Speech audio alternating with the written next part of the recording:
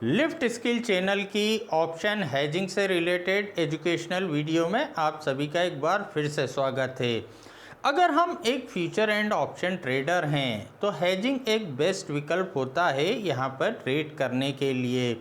उसका सबसे बड़ा रीज़न ये होता है, एक तो हम यहाँ विदाउट साइकोलॉजिकल प्रेशर ट्रेड करते हैं और दूसरा जो हमारा एक टाइम इन्वेस्टमेंट होता है वो भी यहाँ पर कम होता है। तो आज के वीडियो में हेजिंग से रिलेटेड कुछ यहाँ बेसिक पॉइंट मैं कवर करूँगा ताकि आपको हेजिंग से रिलेटेड काफ़ी बातें क्लियर हो जाएं।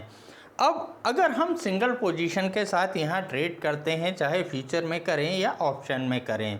अब मान लो हम ऑप्शन बायर हैं, सिर्फ ऑप्शन खरीद के ट्रेड करना चाहते हैं, तो हमको क्या ज़रूरत होती है कि भाई मार्केट में एक बड़ा मूव आए। अगर मार्केट मोमेंटम रहेगा तो ही हमको यहाँ प्रॉफिट हो सकता है। दूसरा, अगर हम यहाँ पर ऑप्शन को सिर्फ राइट करके नेकेड पोजीशन में ट्रेड करते हैं तो क्या रिक्वायरमेंट होती है कि भाई मार्केट एक रेंज बाउंड रहे, तब हमको यहाँ पर प्रॉफिट होगा। लेकिन अगर सिर्फ नेकेड ऑप्शन को राइट करते हैं तो एक अनलिमिटेड रिस्क की पॉसिबिलिटी रहती है। वहीं अगर सिर्फ ऑप्शन को हम खरीद के ट्रेड करते हैं तो कहीं ना कहीं एक प्रीमियम डीके का खतरा हमेशा बना रहता है। यानी अगर हम सिंगल पोजीशन के साथ काम करते हैं तो कुछ ना कुछ कंडीशन हमारे साथ जुड़ी रहती है। वहीं पे अगर हम हेजिंग के साथ ट्रेड करते हैं तो यहाँ हेजिंग से रिलेटेड काफ़ी सारे अलग अलग कॉम्बिनेशन होते हैं जो लगभग हर मार्केट के सिनारियो को कवर कर लेते हैं। मतलब हमारे पास हर मार्केट के सिनारियो से रिलेटेड यहाँ हेजिंग का कॉम्बिनेशन अवेलेबल रहता है। अगर हमको लगता है कि मार्केट बुलिश है तो उससे रिलेटेड है, बेरिश है तो उससे रिलेटेड है, रेंज बाउंड है तो उससे रिलेटेड है। अब सोचने में ये आता है कि भाई ऐसा कोई ज़रूरी थोड़ी कि मैंने सोचा है बुलिश है तो बुलिश रहेगा मार्केट, बेरिश भी हो सकता है, रेंज बाउंड भी हो सकता है, बिल्कुल यहाँ हो सकता है। तो इसी वजह से हम यहाँ हेजिंग करते हैं कि हम यहाँ गलत भी हो सकते हैं, इसीलिए हम यहाँ हेजिंग का कॉम्बिनेशन क्रिएट कर सकते हैं। अगर हमको लगता नहीं हम 100% सही होंगे तो फिर हम हेजिंग क्यों क्रिएट करते। हेजिंग पोजीशन ही इसलिए क्रिएट करते हैं कि हम यह पॉसिबिलिटी मान के चलते हैं कि कहीं ना कहीं हम यहाँ गलत भी हो सकते हैं। अब जैसे मैंने कहा, हेजिंग के भी यहाँ काफ़ी अलग अलग कॉम्बिनेशंस अवेलेबल हैं। अब हेजिंग को अगर हम डिवाइड करें कि किस किस तरीके की हेजिंग होती है तो यहाँ ऑलरेडी बोर्ड पे मैंने मेंशन कर रखा है।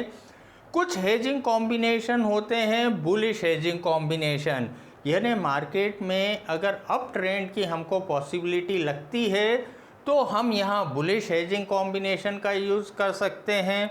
वहीं अगर मार्केट में गिरावट की संभावना लगती है तो यहाँ पर हम बेरिश हेजिंग कॉम्बिनेशन का यूज़ कर सकते हैं।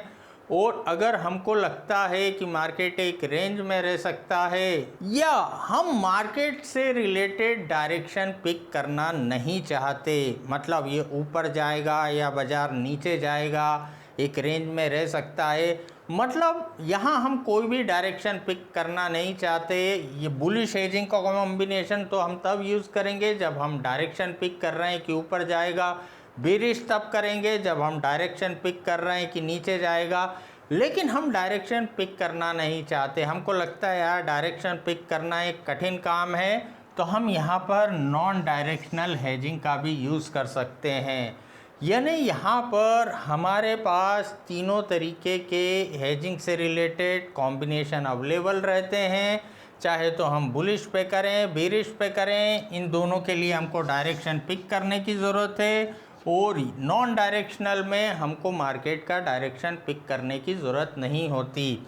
अब बुलिश हेजिंग कॉम्बिनेशन की अगर हम बात करें तो यहाँ पर बुल कॉल स्प्रेड होती है, बुल पुट स्प्रेड होती है, कॉल रेशो बैक स्प्रेड होती है, बुलिश आयरन कॉन्डोर होती है, बुलिश बटरफ्लाई होती है। इस तरीके के कई हेजिंग कॉम्बिनेशन यहाँ पर हमारे लिए अवेलेबल रहते हैं। वैसे ही अगर हम बेरिश हेजिंग से रिलेटेड कॉम्बिनेशंस की बात करें तो यहाँ पर बेयर कॉल स्प्रेड होती है, बेयर पुट स्प्रेड होती है, पुट रेशो बैक स्प्रेड होती है, बेरिश बटरफ्लाई होती है, बेरिश आयरन कॉन्डोर होती है, और भी कई तरीके के बेरिश के लिए हमारे पास हेजिंग कॉम्बिनेशन यहाँ पर अवेलेबल रहते हैं। और अगर हम नॉन डायरेक्शनल की बात करें तो नॉन डायरेक्शनल में भी हमारे पास काफ़ी सारे हेजिंग कॉम्बिनेशन अवेलेबल रहते हैं, चाहे लॉन्ग स्ट्रेंगल हो, लॉन्ग स्ट्रेडल हो, शॉर्ट स्ट्रेंगल हो, शॉर्ट स्ट्रेडल हो,